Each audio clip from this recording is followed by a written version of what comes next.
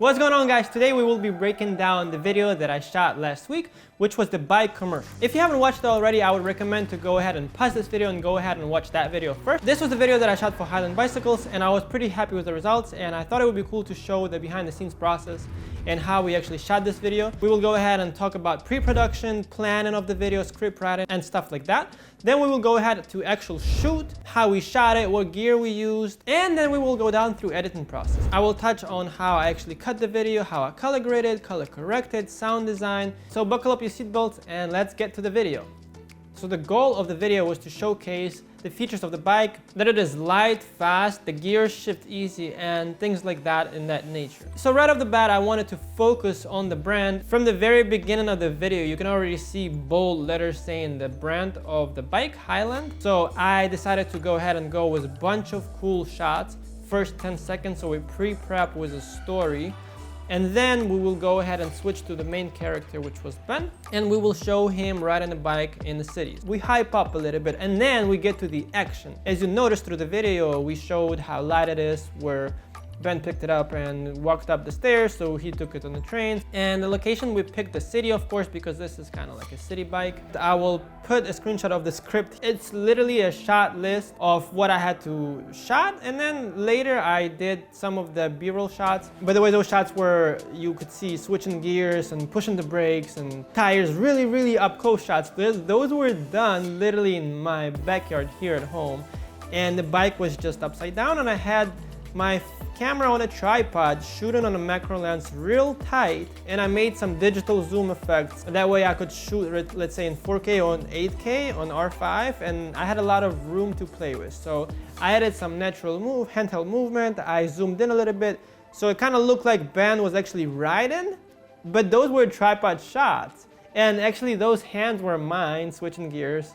But we didn't have to use bands because we would just waste time. We focused more on actually shooting him, riding it in the city, more of the action shots. I was shooting this, as I already mentioned, on Canon R5, and most of the video actually was shot on Sigma 35-1.4. That is my favorite lens by far. I use it all the time, especially for video. I also used a couple of shots on the gimbal, like the slow motion shot, but I then realized I can do some handheld movement, and I just put my cage from small rig, and I literally just holded the camera by the small rig handle, and I had the Ninja 5 screen. That way I could see really good what's in focus and whatnot.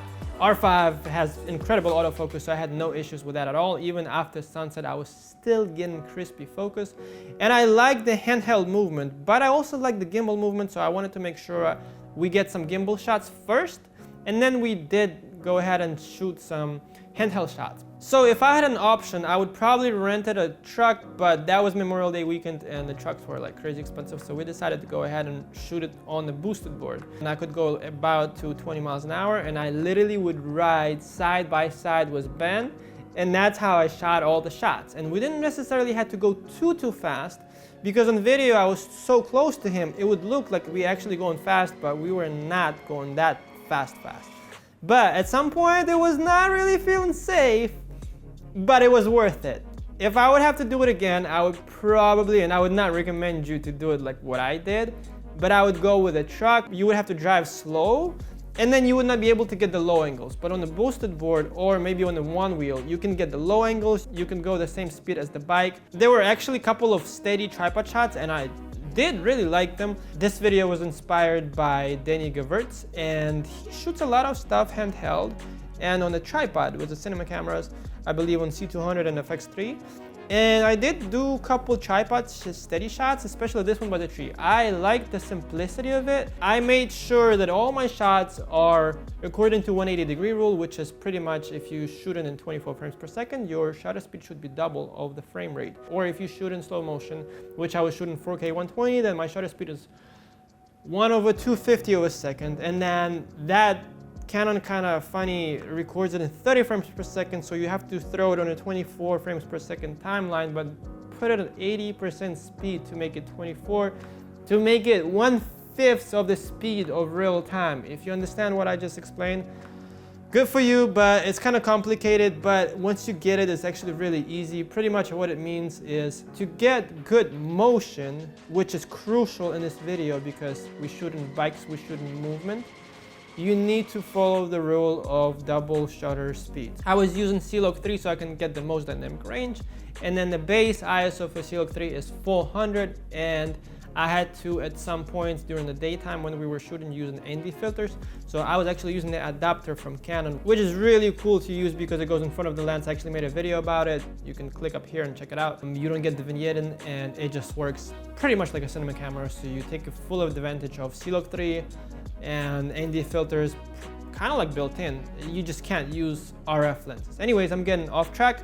You get the point. The editing of this video was not actually too bad. The only problem I had was finding music.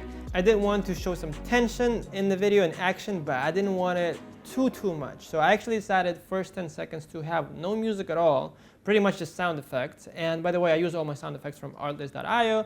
If you use my link in the description, you get 2 free months of unlimited downloads, free non-copyrighted music. Go crazy. Use it to the full advantage. It's free. If you don't like it, cancel the subscription and peace out. But I would actually highly recommend this site because I've been using this for all my commercial work, for all my YouTube videos, and all the sound effects they've been adding, they were just great. And they actually been adding some packs right now with like visual effects and stuff like that. And I've been using it a lot as well, so I highly recommend to check it out. So here we go, right off the bat, first shot. You see the flares on the Volvo. Yeah, those were not shot on anamorphic lens. I do not have an anamorphic lens. I actually downloaded the video clip from Motion Array, I believe. Pretty much what I did here in Premiere, I just tracked it to the headlights, the blue light, and I made sure it looks real. I think it looks cool and adds a little bit of cinematic effect. So I went ahead and did that. As a small thing, it makes a big difference. Remember that. Tight shot, it is my hand, it is not the model's hand. I was not shooting time-lapse with a time-lapse mode. I actually shot the actual video on C-Log 3 so I can match it exactly with my other footage, and I can fast forward it as much as I want, and I can actually use the audio from that. You just end up with like huge files, but it is what it is. There's a lot of grain. I actually did add the grain and I just overlaid it about like 50% opacity. We did a couple takes of this particular shot. I wanted Ben looking up and he's about to cross the street. He's like confident, he's know what he's about to do. It's like meaningful. That's one of my favorite shots of Ben probably in this whole video. Again, my backyard manual focus from the fence to the light, simple. The sky was pretty cool, so I decided to use that. This was shot on the drone, really random. Ben was about to cross the bridge and we were gonna follow him flying the drone. But the bridge was open and the battery was dying, so I was like, oh man, I'm just gonna get some B-roll shots, maybe we'll end up using something. And right off the bat, I included this shot where he's going on the bridge and you can see he's passing the cars. That was so crazy shot. Pretty much what happened is the cars were actually waiting for the bridge. So the bridge is open, the cars are stopped. What I'm doing, I'm riding the board to the left of the cars, in the middle, almost like on the opposite side of the street, and he's riding in the bike lane. So I'm passing all the cars, and it's just so cool. With the motion blur, you see the effect it's doing? They just like boom, boom, boom, and it looks so fast. There would be no other way we would film it if I was not on the board. If you pay close attention, you can see my reflection holding the camera. This was, by the way, handheld, no gimbals. Here's the shot just going through the puddle. Again, the tripod shot on the Gorilla Pod. I actually didn't even ride the bike. I just walked through and I fast forwarded and I speed ramped in Premiere. This shot was also super random, but I really like it because we were crossing a bunch of cars and then a lot of poles, and I was like, oh, I can use the pole as a transition to something else. And that's actually what I ended up doing here where he's going upstairs. He was going to the left actually, so I flipped the shot the other way. There's a continuity. So if he was going to the right, he keeps going to the right upstairs. If I would have included right away after this shot, a shot of him going upstairs this way, it would look really random. It would look weird. But this way, he's going fast to the right, and then he keeps going up to the right. I also used the mask on one of the poles to do a really smooth, fast transition. You don't even notice it because it's going so fast. And here's the money shot. Oh man, I'm probably so far in the video, but just keep talking. But I hope you guys enjoy watching this. To those who still sticking around, I really appreciate it, and it means a lot to me. That means you enjoy the content. You would make my day if you just pause this video right now and just press the like button. Easy, it doesn't cost you anything. Well, let's keep going. So here's this shot. What I did here is I used this effect that they use underwater. That's called low pass. You literally cut the frame that you want it to sound like that, and then you drop a low pass effect on the audio track, and it's gonna sound like that. We get all the shots, if you notice in the video, real time, 24 frames per second. This is the only shot in slow motion. That's why I use that music and I focused the sound on the bike. I love that. I don't know if you guys got a kick out of it, but this is my favorite shot. Also, you see the sun through the handlebars, and I also added another overlay to the right of it, of the yellow, kind of like sun peeking through, because I felt like there was not enough light and I wanted even this to look even more warm. So this is that tripod shot that I was telling you guys about the tree. I love how fast Ben just crossing the frame. You don't even see any details. Like all the other shots are detailed, but then you see Ben, foo. That shows how fast you can go on this bike. End of the video, that the brakes on the bike are obviously super good and he already stopped. We don't have to show him stop. And then we just showing the hero shot of him standing there and the bike itself. And I just wanted to cut to the logo with a white background with the beat of music. That's it, end of the video. I hope you guys enjoyed it. I hope you guys enjoyed behind the scenes. I'm really happy with how it turned out. Some of the questions that I got about this video, if we shot behind the scenes, yes, of course. And here were all the behind the scenes. I hope you enjoy it. Also, another question from Victoria is, tell us how do you balance riding a skateboard and film at the same time? Yeah, you saw behind the scenes and you might end up with bruises like that. You might end up having stitches put into your arm. Not recommended. Is it legal in Miami? I don't know, man. It's probably not, but come on, it was so much fun. Probably was legal.